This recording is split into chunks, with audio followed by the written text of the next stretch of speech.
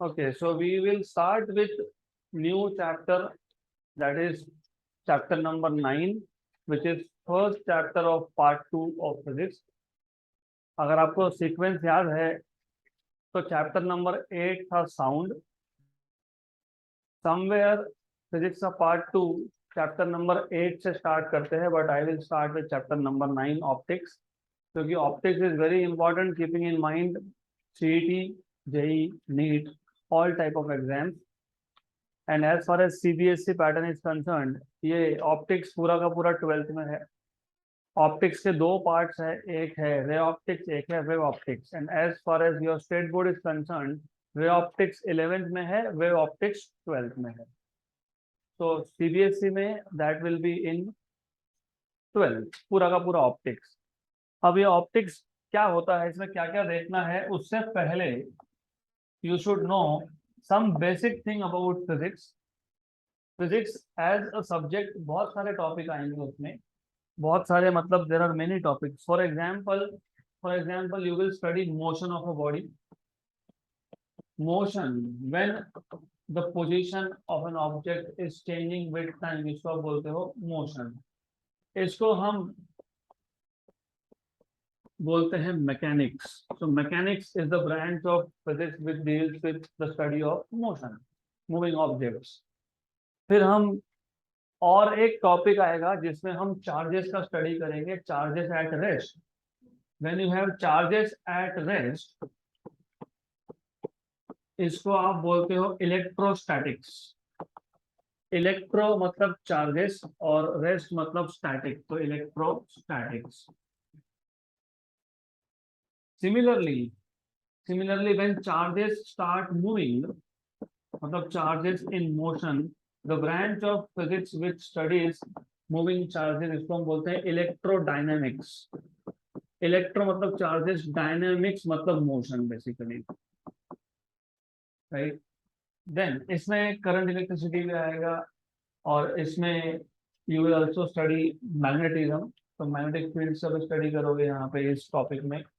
Similarly, when you have a fluid मतलब something which can flow, जैसे liquid can flow, gas can flow. तो हमारे पास अगर एक fluid है but रेस्ट पे है, liquid है लेकिन रेस्ट पे है. फॉर एग्जाम्पल, इस बॉटल में I have water which is not moving, which is stationary, which is at rest. इसका पूरा साइंस, इसका पूरा डिटेल्ड स्टडी, इसको हम बोलते हैं हाइड्रोस्टैटिक्स. तो fluids at rest, the branch of physics which deals with fluids at rest is called as hydro. Hydro comes from liquid. Liquid को हम बोलते हैं हाइड्रो. सुना होगा आपने. गर्मी में भी हम बोलते हैं, what happens in summer, dehydration, right? So hydro is related to liquid basically, and generally to water. So liquids at rest is the study of fluids at rest is called as hydrostatics. When liquids start moving, for example, if you see nowadays, हमारे यहाँ पे जो river है उसमें पानी है, it is moving. So when fluids are moving, उसको हम बोलते हैं hydrodynamics. So fluids in motion, the study of fluids in motion is called as hydrodynamics. इसका ऑप्टिक्स के साथ कोई कनेक्शन नहीं है, sorry to tell you all this here, लेकिन पता होना चाहिए कि फिजिक्स एक वर्ड तो है बट उसमें बहुत सारे डिटेल टॉपिक्स है, and each and every topic is dealing with some particular thing. तो सिमिलरली जब आप साउंड का स्टडी करते हो, साउंड का स्टडी करना मतलब क्या, साउंड का कंप्लीट स्टडी करना मतलब साउंड जनरेट कैसे होगा, वो एक जगह से दूसरी जगह पे ट्रैवल कैसे होगा, वो डिटेक्ट कैसे होगा. For example, when I am speaking, my throat generates vibration, right? ये जो vibrations है, they fall into the frequency of 20 hertz to 20 kilohertz, which is audible to human beings. तो मेरा थ्रोट जो है, आपका भी थ्रोट वही काम करता है जो मेरा थ्रोट करता है, सिर्फ फ्रिक्वेंसी अलग अलग जनरेट होता है डिपेंडिंग ऑन ऑफ कोर्स. लड़कियों के केस में थोड़ा सॉफ्ट वॉइस है तो फ्रिक्वेंसी अलग है, लड़कों के केस में थोड़ा सा टोन फ्रिक्वेंसी ज़्यादा होता है तो हार्श लगता है वो. So that is natural, we cannot change it, right? So when I speak, or when you hear something from the speaker, यहाँ पे वाइब्रेशन जनरेट होते हैं. These vibrations travel through air because sound needs a medium, and then they reach your eardrums. जितनी frequency पे मैं बोल रहा हूँ, मोर और लेस उतने ही फ्रीक्वेंसी पे आपके ईयर ड्रम्स पे साउंड पहुंचेगा, and your ear drum start vibrating. तो your ear drum is a detector here, और वो डिटेक्ट करके उसको सिग्नल में कन्वर्ट करेगा, और वो सिग्नल आपके ब्रेन पे जाएगा. Then your brain does all the processing. फिर आपको समझ में आता है कि मैंने क्या बोला. It is so quick, so fast. You know what is speed of sound in air? 330 metre पर second. So it will take less than a second for me to speak and for your brain to understand, right? तो जब sound का study होगा तो पूरा complete study होगा. Sound generate कैसे होगा, साउंड ट्रांसमिट कैसे हो रहा है, साउंड डिटेक्ट कैसे होता है, इस पूरे स्टडी को बोलते हैं acoustics. It is called as acoustic. The branch of physics which deals with detailed study of sound is called as acoustics. अभी तो पता नहीं, लेकिन आज से 10 साल पहले हमारे यहाँ पे जो मूवी थिएटर्स थे, वहाँ पे अगर आप जाके बैठोगे तो एक ही वर्ड 2 बार सुनाई, 3 बार सुनाई देगा, बिकॉज ऑफ इको. उसको हम बोलते थे पुअर एकॉस्टिक्स. पुअर एकॉस्टिक्स मतलब प्रॉपर साउंड का प्रॉपर प्लानिंग नहीं है. तो एनीवे सिर्फ पता होना चाहिए, एकॉस्टिक्स मतलब study of sound. Study of sound. So this brings me to the new chapter, which is optics. So similarly, detailed study of light. Light मतलब जो आप देख सकते हो, देखते हो ना लाइट. लाइट मतलब क्या होता है? Electromagnetic radiation, electromagnetic wave. तो similarly detailed study of light. अब डिटेल्ड स्टडी मतलब लाइट जनरेट कैसे होगा, लाइट प्रोपोगेट कैसे होगा, लाइट का नेचर क्या है, लाइट के साथ रिलेटेड फेनोमेना क्या है. For example you must have seen, अभी तो बारिश के दिन भी है, रेनबो. देखा रेनबो? तो ये लाइट का एक ऑब्जर्व फेनोमेना है. दूसरा, sometimes when walking on the street, rainy season में आपको रास्ते पे कलरफुल कुछ पैटर्न दिखता है, राइट? तो उसको हम बोलते हैं इंटरफेरेंस, राइट? ये सारे के सारे फेनोमेना जो भी लाइट के साथ रिलेटेड है, for example reflection, for example refraction, for example total internal reflection, for example formation of rainbow, for example formation of colorful patterns on the street, for example dispersion of light through prism. light जब prism से पास करोगे white light, तो वो 7 colour में split होता है. ये सारा का सारा हम स्टडी करते हैं in a topic called as optics, right? तो optics basically is the detailed study of light. तो जैसे acoustics is the study of sound, the science of sound is called as acoustics. वैसे ही the science of light is called as optics. तो हमको आज start करना है optics. तो इसके आगे, और ये रियल लाइफ में, प्रैक्टिकल लाइफ में भी बहुत जगह पे यूज होता है. जिनको चश्मा है उनको पता होगा, जब चश्मा बनाने जाते हो तो किसके पास जाते हो? ऑप्टिशियन के पास. तो optics is a word related to visible light, जो आप देख सकते हो. क्योंकि ऐसे भी वेव्स है which we can not see. For example ultraviolet we can not see, for example infrared we can not see, for example microwave we can not see, for example radio waves we can not see. है हमारे surrounding में exist करते हैं, लेकिन हमको दिखता नहीं है. तो जो लाइट मतलब जो इलेक्ट्रोमैग्नेटिक वेव हम देख सकते हैं, उसको नाम है या तो विजिबल या फिर उसको बोलते हैं ऑप्टिकल. तो ऑप्टिक्स मतलब basically the study of visible light. तो हम ह्यूमंस को जो जो दिखता है, क्योंकि कलरफुल पैटर्न तो हमने ही देखा, रेनबो भी हमने ही देखा, रिफ्लेक्शन भी हमने ही देखा, रिफ्रैक्शन भी हमने ही देखा. तो ऑप्टिक्स में we will study mostly light which is in the visible radiation. What is the spectrum of visible radiation? VIBGYOR पता है? विबग्योर, हाँ. तो 3000 से 7000 तक. Violet, indigo, blue, green, yellow, orange, red.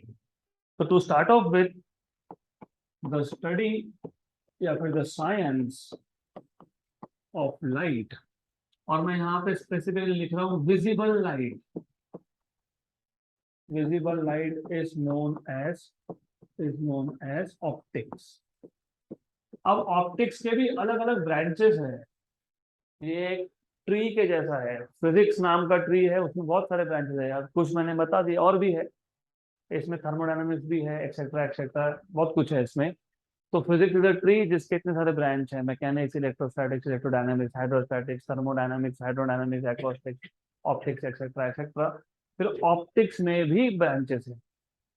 तो ऑप्टिक्स में कौन से ब्रांच है, कौन से ब्रांच में क्या स्टडी करना है, वो बाद में देखेंगे। लेकिन पहले चीज तो क्लियर हो गई कम से कम, it is basically the study of light. अब क्वेश्चन ये है, व्हाट इज लाइट? लाइट मतलब क्या? What is light? So you want to first know exactly light बोलते हैं मतलब है क्या? What is light? Electromagnetic wave, electromagnetic radiation. ठीक है, correct. You are right. When you say light is electromagnetic radiation, so we know that जो पता है थोड़ा सा point लिखते भी जाएंगे. We know that light is electromagnetic wave. Electromagnetic wave, इसको शॉर्ट फॉर्म में लिखते हैं EM wave, electromagnetic EM wave. But then what do you understand by electromagnetic? बोल तो दिया इलेक्ट्रोमैग्नेटिक, लेकिन इलेक्ट्रोमैग्नेटिक का मतलब क्या है? इसमें दो अलग अलग चीज है, एक है इलेक्ट्रिक फील्ड, एक है मैग्नेटिक फील्ड। ये दोनों एक दूसरे को परपेंडिकुलर होते हैं, और ये दोनों डायरेक्शन ऑफ प्रोपोगेशन को भी परपेंडिकुलर होते हैं। What is the meaning of direction of propagation? The direction in which the wave progresses. जो डायरेक्शन में वेव ट्रैवल करेगा उसको बोलेंगे डायरेक्शन ऑफ प्रोपोगेशन। तो इलेक्ट्रोमैग्नेटिक वेव अगर आपको अच्छे से समझना है, आगे तो लगने ही वाला है इसलिए आज ही कर लो। ये है direction of propagation. Let us say X axis is the direction in which light is travelling. दो एक्सिस और है, एक है वाई एक्सिस, एक है जेड एक्सिस। तो let us take this as Y axis, this as Z axis. And as you said, electromagnetic wave में electric field भी है और मैग्नेटिक फील्ड भी है। तो लेट अस से इलेक्ट्रिक फील्ड के जो वाइब्रेशंस है वो है एक्स जेड प्लेन में, और क्योंकि ये वेव है तो इलेक्ट्रिक फील्ड के वाइब्रेशन कैसे दिखेंगे? वेव जैसे दिखेंगे। तो इलेक्ट्रिक फील्ड का प्लेन कौन सा है? X Z, right? करेक्ट। और इलेक्ट्रिक फील्ड वेक्टर कौन से डायरेक्शन में है? जेड एक्सिस पे। सिमिलरली ये इलेक्ट्रिक फील्ड है, जो मैंने रेड कलर में दिखाया, ये इलेक्ट्रिक फील्ड है। ऐसा ही मैग्नेटिक फील्ड होगा। मैग्नेटिक फील्ड का प्लेन कौन सा है? वाई। अब जो इमेजिन नहीं कर पा रहे हो तो फिजिक्स का प्रॉब्लम वही है, इमेजिनेशन जिसका अच्छा है उसको ज्यादा इजीली समझेगा। For example let us take, ये है एक्स एक्सिस, ये है जेड एक्सिस, ये है वाई एक्सिस। तो Y axis is directly coming out from this board, correct? Wave is travelling along X. Electric field का वेक्टर कहाँ पे पॉइंट कर रहा है, और मैग्नेटिक फील्ड का कहाँ पॉइंट कर रहा है?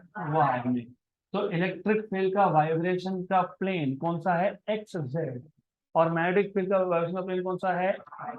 X Y. वाई एक्स मतलब एक्स वाई, एक ही बात है। गुड। तो यहाँ पे what you have is this is magnetic vector।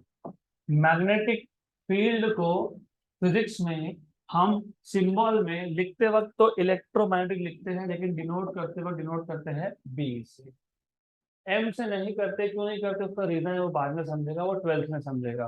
क्योंकि एम हमने किसी और चीज के लिए ऑलरेडी यूज करके रखा है, तो हम इसको बी से डिनोट करते हैं, राइट? और ये इलेक्ट्रिक फील्ड को डिनोट करेंगे ई से। तो if you see electric field vector along Z, magnetic field along Y, and direction of propagation is X. So in this case, तीनों के तीनों एक दूसरे को म्यूचुअली परपेंडिकुलर है। तो electromagnetic wave, light is electromagnetic wave in which electric field vector and magnetic field vector are perpendicular to each other and they are also perpendicular to direction of propagation. So in an electromagnetic wave, electric field and magnetic field are perpendicular to each other,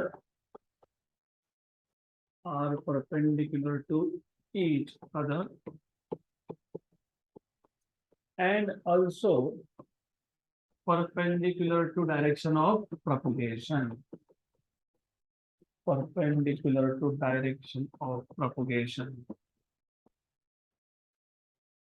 Direction of propagation मतलब the direction in which the wave travels, उसको बोलते हैं direction of propagation. अब when you said light is electromagnetic wave, ये half truth है. Complete truth is light is also a very small packet of energy, right? उसको हम बोलते हैं photon, correct? और जहां पे आपने स्मॉल पैकेट ये वर्ड यूज कर लिया, मतलब आप बोल रहे हो कि लाइट वेव नहीं है, लाइट क्या है, पार्टिकल. तो इसका डबल नेचर है. It has two faces, two nature, one is wave, other is particle. But light is also a small packet of energy,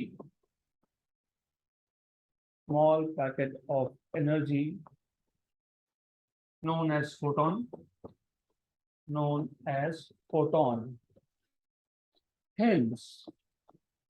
Hence it is also a particle. लेकिन हम जो भी phenomena observe करते हैं उसमें light या तो वेव होगा या फिर पार्टिकल होगा, दोनों एक साथ नहीं हो सकता. It is just like you are tossing a coin, या हेड आएगा या टेल आएगा, दोनों एक साथ नहीं आ सकता, हेड भी एंड टेल भी नहीं आ सकता. वैसे ही लाइट के केस में light will either behave as wave और it will behave as particle, but not both together, right? So light behaves either as wave or particle at a given instant of time.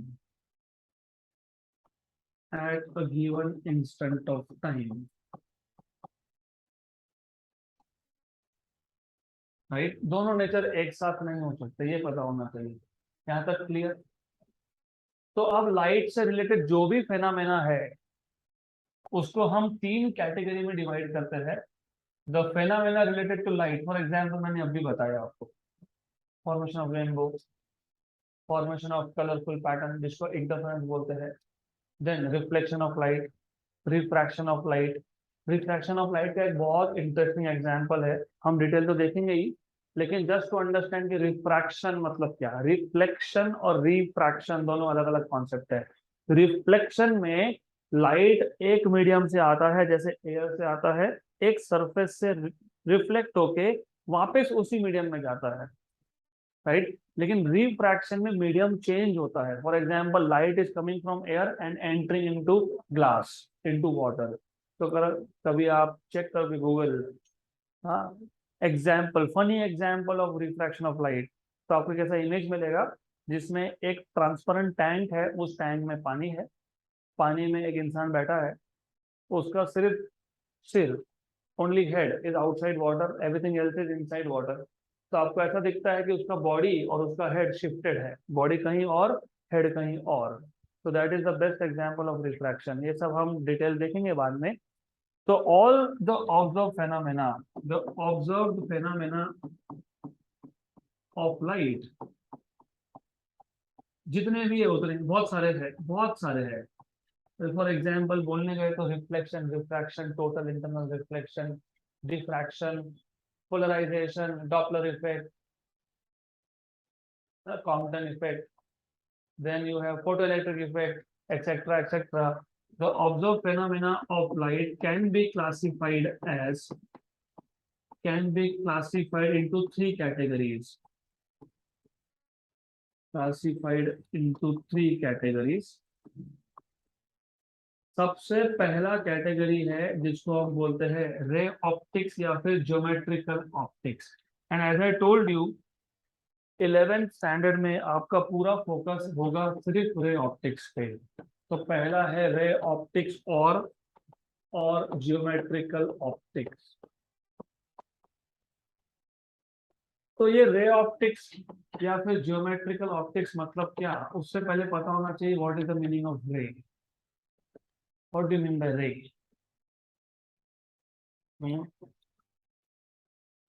What is the meaning of ray? क्योंकि अगर रे का मतलब समझेगा तो आपको notation समझेंगे. A particular direction of propagation of light from a source.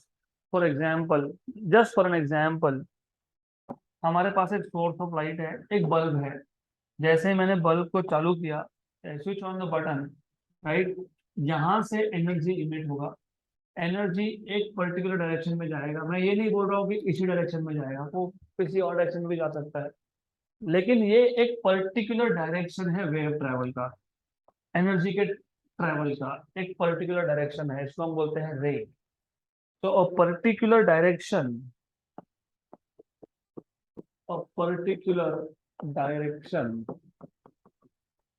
of of of wave मतलब energy. a particular direction in which energy travels या फिर energy travel from a source of light, from a source of light is known as ray. उसको क्या बोलते हो? रे. मतलब जिस केस में आप सिर्फ डायरेक्शन की बात कर रहे हो, डन, दैट इज रे. क्योंकि आपको पता है फोटोन, आपने ही बताया, photon is a small packet of energy. उसके एनर्जी भी है. हमने एनर्जी की बात की क्या? नहीं, हमने बोला डायरेक्शन ऑफ ट्रेवल क्या है, दैट्स इट. एक्स एक्सिस के अलॉन्ग जा रहा है, वाई के अलॉन्ग जा रहा है, जेड के अलॉन्ग जा रहा है, माइनस एक्स के अलॉन्ग जा रहा है. तो हम यहाँ पे बात कर रहे हैं सिर्फ सिर्फ सिर्फ डायरेक्शन की. तो डायरेक्शन को क्या बोलते हो? रे. तो अब डायरेक्शन से रिलेटेड जितने भी ऑब्जर्व फेनामेना है, all the observed phenomena like all the observed phenomena of light which are related to reflection, sorry, which are related to direction, which are related only to direction of light. मैं वापस बता रहा हूं, जिस direction में energy travel करेगा उसको बोलोगे रे. अब मैंने आपको इतने सारे फेनोमेना बताए, reflection, refraction, diffraction, polarisation, etcetera etcetera, interference, blah blah blah, बहुत सारे हैं, राइट. उसमें से कुछ ऐसे फेनोमेना है जैसे रिफ्लेक्शन, जैसे रिफ्रैक्शन, राइट, जैसे टोटल इंटरनल रिफ्लेक्शन. मैं सब बताऊंगा, डिटेल में बताऊंगा कि क्या डिफरेंस है तीनों में. Total internal reflection etcetera. ये जो ऑब्जर्व फेनोमेना है, यहाँ पे हम एनर्जी की बात ही नहीं करते. हम बोलते हैं रे इस डायरेक्शन में आया और इस डायरेक्शन में गया. रे इतने एंगल पे इंसिडेंस हुआ, उतने एंगल पर रिफ्लेक्ट हुआ. तो जिस टॉपिक में हम सिर्फ डायरेक्शन की बात कर रहे हैं, ये सारा का सारा आता है अंडर रे ऑप्टिक्स या फिर geometrical optics. All the observe phenomena of light which are related only to direction of light like reflection, refraction, total internal reflection, etc. are studied under ray optics. Ray optics और geometrical optics. यहाँ तक clear? मतलब पूरे 11th में optics chapter में हम ray optics देख रहे हैं, तो कहीं पे भी एनर्जी ये वर्ड नहीं सुनोगे। यू विल नेवर हियर कि एनर्जी ऑफ वेव, क्योंकि वो 12th में होगा, राइट? अब मैंने यहाँ पे 3 एग्जाम्पल आपको दिए रिफ्लेक्शन, तो देखते हैं, समझ लेते हैं। ये सिर्फ इंट्रोडक्टरी पार्ट है, डिटेल तो देखना ही है, कल से डिटेल तो चालू हो जाएगा, लेकिन आज सिर्फ बेसिक बेसिक आइडिया क्लियर होना चाहिए। व्हेन यू से रिफ्लेक्शन, मतलब मेरे पास एक रिफ्लेक्टिंग सरफेस है, like a mirror, like glass. क्या होगा, इस पे एक रे इंसिडेंट हुआ, और रे को डिनोट कैसे करते हो? By arrow. यहाँ पे ये रे इंसिडेंट हुआ, जिस पॉइंट पे रे इंसिडेंट हुआ वहां पे तो सबसे पहले आपको ड्रॉ करना होता है normal. What is the meaning of normal? Perpendicular. यहाँ पे आपने ड्रॉ कर दिया नॉर्मल। ये था इंसिडेंट रे, और रे रिफ्लेक्ट होके वापस गया, इसको बोलते हो रिफ्लेक्टेड। ये है इंसिडेंट रे, ये है रिफ्लेक्टेड रे, राइट? तो रिफ्लेक्शन मतलब रे आया, एक पॉइंट पे इंसिडेंट हुआ, एंगल चेंज किया, गया। इस एंगल को बोलते हो एंगल ऑफ इंसिडेंस, इस एंगल को बोलते हो एंगल ऑफ रिफ्लेक्शन। तो रिमेंबर इंपॉर्टेंट पॉइंट, एक डायग्राम बहुत कुछ बताता है, ये आपको बताता है एक किसी रिफ्लेक्शन हो रहा है। दूसरा, आप एंगल हमेशा नॉर्मल से मेजर करते हो, you do not measure angle with respect to surface. कहाँ से मेजर करते हैं? नॉर्मल से। The angle made by the incident ray with respect to normal is called as angle of incidence. The angle made by reflected ray with respect to normal is called as angle of reflection. यहाँ तक clear? अब when I say refraction, तो refraction में क्या होता है? refraction में medium change होता है। मतलब रिफ्लेक्शन के केस में लाइट जिस मीडियम से आया उसी मीडियम में गया, right? But here in case of refraction, remember ये जो डायग्राम ए है वो रिफ्लेक्शन का है। किसका है? Reflection of light. क्योंकि रिफ्लेक्शन हम डेली लाइफ में बहुत ज्यादा यूज करते हैं, हम समझते भी है, लेकिन जहां पे मैं रिफ्रैक्शन बोलूं, पहली बात तो रिफ्रैक्शन और रिफ्लेक्शन में कंफ्यूजन क्रिएट होता है। कंफ्यूजन का कोई पॉइंट ही नहीं है। हमारे पास रे ऑफ लाइट है, वो एक मीडियम से आ रहा था, एयर से। अब डिपेंड करता है ये जो दूसरा मीडियम है वो डेंसर है कि रेयर है। फॉर एग्जांपल अगर ये वाटर है तो ये डेंसर है। तो whenever light travels from rare to denser medium, it bends towards normal. ये जो बेंडिंग ऑफ लाइट है, व्हेन रे चेंजेस मीडियम, इस बेंडिंग ऑफ लाइट को बोलते हो refraction. The bending of light when light changes medium is called as refraction. ये angle of incidence था, ये एंगल ऑफ रिफ्रैक्शन है। डू नॉट गेट कंफ्यूज, यहाँ पे आर रिफ्लेक्शन एंगल है, यहाँ पे आर रिफ्रैक्शन एंगल। क्लियर? यहाँ पे भी angles are measured with respect to normal, correct? और जो तीसरा फेनोमेना मैंने बोला, टोटल इंटरनल रिफ्लेक्शन, और total internal reflection has change your life. इसका सबसे ज्यादा इम्पैक्ट आप लोगों की लाइफ पे है, सबसे ज्यादा। इमेजिन इमेजिन कोविड के पीरियड में अगर आपके पास हाई स्पीड इंटरनेट नहीं होता। मैं हाई स्पीड इंटरनेट मतलब मैं मोबाइल इंटरनेट की बात नहीं कर रहा हूँ, मैं ऑप्टिकल फाइबर की बात कर रहा हूँ। Airtel extreme fibre, Jio fibre, XYZ fibre. Fibre fibre मतलब यहाँ पे फाइबर ऑप्टिक्स। अब डिफरेंस क्या है? When I was in 11th, इतना सुपर फास्ट इंटरनेट था, यू कैन नॉट बिलीव। अगर हमको सिर्फ फेसबुक ओपन करना है, तब तो फेसबुक का बहुत बेसिक फॉर्म था, वेरी बेसिक, एक्सट्रीमली बेसिक। तो facebook.com डाला, क्लिक किया, गए, घूम फिर के नाश्ता करके आए, 1 घंटे के बाद थोड़ा सा फेसबुक लोड हो जाता था। सो स्लो, क्योंकि तब इंटरनेट डेटा ट्रांसफर था थ्रू करंट, इलेक्ट्रिक करंट। और इलेक्ट्रिक करंट में चार्जेस फ्लो होते हैं, और जब चार्जेस फ्लो होते हैं तो रेजिस्टेंस होता है। रेजिस्टेंस होता है तो वहां पे हीट जनरेट होता है, तो ऑटोमेटिकली डेटा ट्रांसफर का स्पीड जो है वो बहुत स्लो होता है। एमबीपीएस की बात ही नहीं थी वहां पे। अभी तो जीबीपीएस की बात करते हो, गीगाबाइट पर सेकेंड। हम बात करते थे केबीपीएस की। जिसके घर में 128 केबीपीएस का बीएसएनएल का कनेक्शन है, he was suppose to be very rich. क्योंकि तब वो इंटरनेट 128 केबीपीएस 2000-3000 पर मंथ था। उसका इंस्टॉलेशन चार्जेस 6-7 हजार थे, तो लगता था कि बहुत रिच है। मेरे पास तो कुछ था नहीं, मेरे फ्रेंड के पास था 32 केबीपीएस का प्लान। 32 केबीपीएस। अब उस टाइम पे अगर कोविड आता तो ऑनलाइन क्लास तो नहीं हो पाता बेसिकली। तो you will be lagging 3 years of your life. 3 साल तक कोई क्लास ही नहीं हुआ। अच्छा है वो नहीं है वैसा। तो व्हाट इज द डिफरेंस? अब हम करंट के थ्रू डेटा भेजते ही नहीं है, अब हम यूज करते हैं लाइट का। तो जो भी हमको इंफॉर्मेशन भेजना है, it is not send through current any more, it is send through light. और ऐसा कुछ हम सेटिंग करते हैं, वो सेटिंग क्या है वो बाद में सीखेंगे ही इसी चैप्टर में डिटेल में, आने वाले 5 से 7 दिन में। लेकिन क्या करते हैं, हमको जो डेटा भेजना है, हम वो data in the form of electromagnetic radiation, मतलब लाइट के फॉर्म में भेजेंगे थ्रू अ ट्यूब, जिसको आप बोलते हो ऑप्टिकल फाइबर।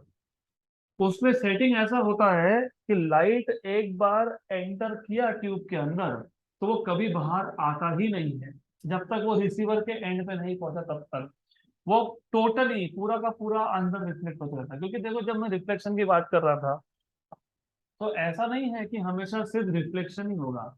तो लाइट रे can be partially reflected, it can be partially refracted also, it can be partially transmitted also. तो तीनों ही चीज होता है, रिफ्लेक्शन भी होता है, रिफ्रैक्शन भी होता है, ट्रांसमिशन भी होता है। लेकिन जब मैं टोटल इंटरनल रिफ्लेक्शन की बात कर रहा हूँ, तो पहली बात तो टोटल मतलब जितना भी लाइट था, रे था, वो कंप्लीटली क्या हुआ, रिफ्लेक्ट हुआ। और कहाँ हुआ, अंदर के अंदर, मतलब क्या, इंटरनल। तो टोटल इंटरनल रिफ्लेक्शन मतलब हमने एक ऐसा ट्यूब बनाया जिसको फाइबर बोलते हो, उसमें सेटिंग ऐसा किया। वो सेटिंग कैसा करना है वो बाद में देखेंगे, कि लाइट जो है वो कंप्लीटली अंदर के अंदर रिफ्लेक्ट हो रहा है। तो there is minimum loss. Number two ये लाइट है, what is speed of light in air? 10⁸मीटर per second, 3 lakh kilometre per second. जो ट्यूब हम बनाते हैं ना, उसमें 3 लाख किलोमीटर पर सेकेंड तो नहीं होता, लेकिन 1.5 लाख किलोमीटर पर सेकेंड तो हो ही सकता है। 1.5 lakh kilometre per second. What is diameter of earth? आप रेडियस बता रहे हो, 6400 kilometre is radius, diameter is 12,800 approximately, 12,800। Speed कितना है इधर? 1.5 lakh kilometre per second, kilometre per second. Diameter कितना है? 12,800। मतलब अर्थ के एक एंड से दूसरे एंड पे भी भेजना होगा, 1 सेकेंड भी लगेगा नहीं, fraction of a second, right? तो so high speed of data transfer. और रिमेंबर, विदाउट हीट, करंट से भेजोगे तो हीट जनरेट होगा, ज्यादा स्पीड में भेजोगे तो इतना हीट जनरेट होगा कि वायर मेल्ट हो जाता है। तो गर्मियों में तो इतना दिक्कत था, इंटरनेट 2-2 दिन बंद। क्या हुआ, वो वायर मेल्ट हो गया disconnect. Now we are using light to send signals at very high speed, correct? तो ये सारा का सारा, जिसमें हम सिर्फ डायरेक्शन की बात कर रहे हैं, एनर्जी की तो कहीं बात ही नहीं की, डायरेक्शन। रे आया रे गया, रे आया रे गया, यहाँ पे भी रे आया, टोटली इंटरनली रिफ्लेक्ट हुआ। ये सारे phenomena which deals with only direction, related only to direction of light, all of this will be studied under ray optics. अब वे ऑप्टिक्स क्या होता है, और एक तीसरा भी है कैटेगरी, 3 कैटेगरी है ना, एक है रे ऑप्टिक्स, एक है वेव ऑप्टिक्स, और तीसरा है पार्टिकल नेचर ऑफ लाइट। तो वेव ऑप्टिक्स और पार्टिकल नेचर ऑफ लाइट का डिटेल हम देखेंगे नेक्स्ट सेशन में।